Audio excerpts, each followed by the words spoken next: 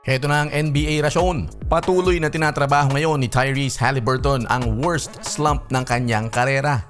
Tila nahihirapan na ulitin itong two-time All-Star na si Tyrese Haliburton ang kanyang performance sa nakaraang season kung saan nakarating ang Indiana Pacers sa Eastern Conference Finals.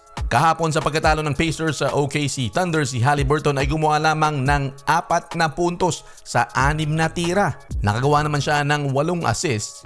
Pero hindi pwedeng hindi siya nagiging threat lalo na kung gusto nilang umabante pa sa NBA Finals. At ngayong season ay mukhang paatras ang kanyang performance. Pero kanina laban sa pagkatalo na naman sa Boston Celtics, nag-improve siya kaso tambak sila. Umiscore siya ng 19 points, 9 assists. Pero yung mga ganyang puntos ay napakalayo sa All-Star Haliburton.